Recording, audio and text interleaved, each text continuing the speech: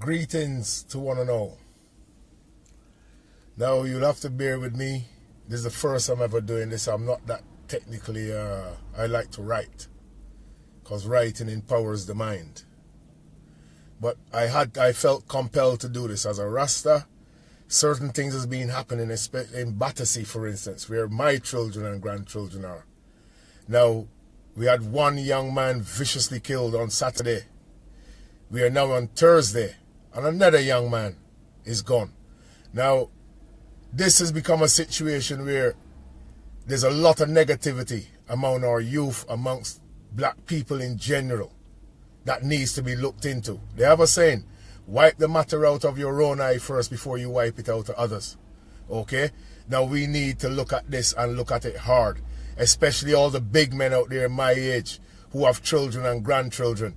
We need to rein them in now and deal with them. The government won't let us do it, but we need now to start take a stand and deal with this. And that means even if you have to search them now, whatever. They have a saying, sometimes you got to be cruel to be kind. And I think this needs to be done now. Okay? All of those mothers as well and think who, when their young children come in, for instance, when I was a young man at 16 years old, I didn't have a job. I was just finishing school. If I came home with over £100 and gave my mother, the first question would be, where the hell did you get that from? Take it back where you got it from. The difference is now, the parents are taking it and saying, oh, my son's got me this and my son's got me that. By the time they reach a certain age, they're now the man of the home and you can't talk to them. This needs to change. We need to start changing ourselves from within now and dealing with this situation. Yes, the government has a lot to blame for the way they stop us from discipline and dealing with our children. Obviously, we don't want you to brutalize the children, but discipline is the order of the day here. Yes?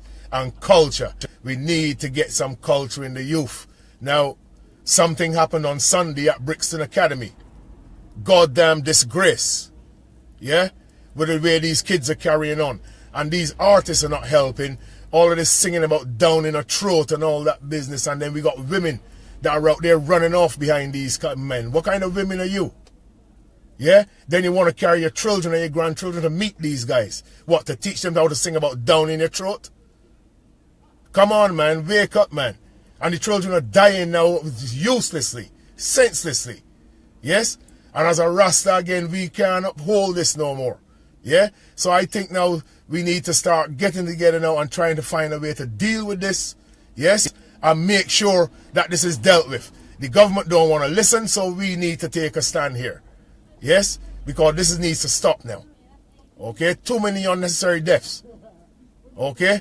And then enough people are saying, oh, the police stop and search. Yes, you have policemen out there that are racist. Yes, you have policemen that go above the go over the top.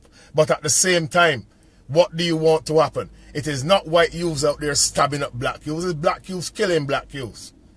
Yeah? So and when they're stopped by the police now, you got some of the same misguided parents saying, oh, you're harassing my son. Well, let me tell you something. I have 7 children. I have 3 boys and 4 girls.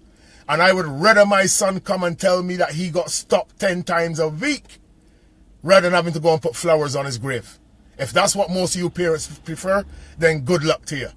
But I am not one of those parents that prefer that. Yes? My children and grandchildren live there in Battersea. Right where these 2 children have died. Every time I hear it, I have to be phone to see if my kids are okay.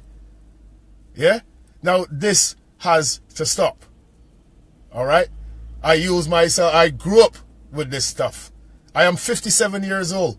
Witnessed my first knife death at 16 years old on St. John's Hill in Battersea. Okay? But that didn't change me. My life carried on the same way till I was 35 years old when that finished with my brethren being shot to death in Armory Way in Wandsworth. Which was the wake-up call. Which made me do the knowledge of London and become a London cab driver, which I have been for the last 24 years. Okay? I am still hearing the same things with youth killing youth. Now, we need to get involved here now. Okay? It doesn't matter whether it's my child or not. This affects us all. It's like the Musketeers. One for all and one for all. Yes? What one do affects the other. So we really need to get a grip of this and stop thinking we need the government to do everything, because the government is not going to do anything. The police officers can't do anything because they're told not to do the stop and search. Now, we have to face reality here.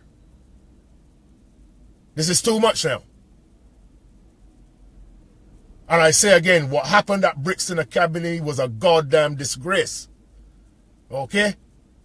And then people are going to say, oh, the black youth have nothing to do. Well, hell, if you're going to keep doing that kind of crap, what do you expect?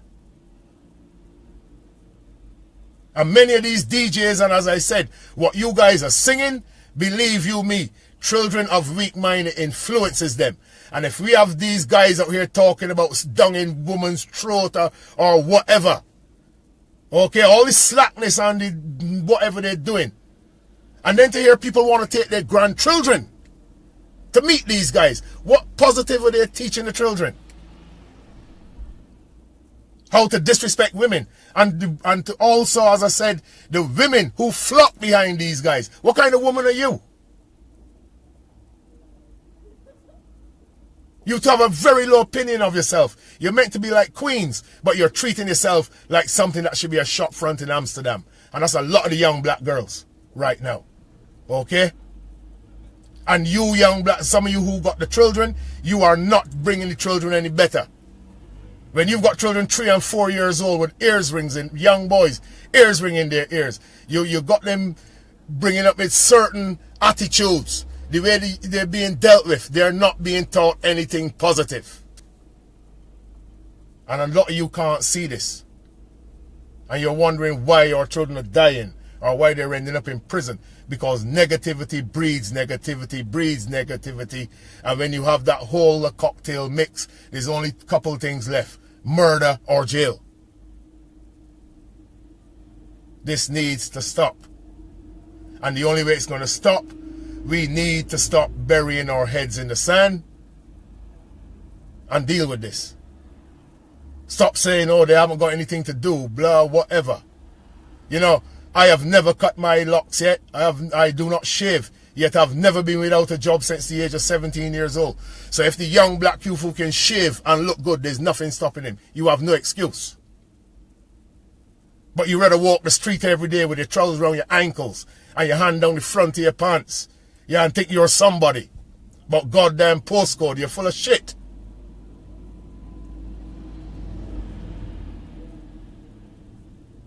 Yeah? All this postcode crap. You don't know nothing here. You don't own a goddamn thing here. And all you guys want to do is walk around every day and claim that you is this and you. No,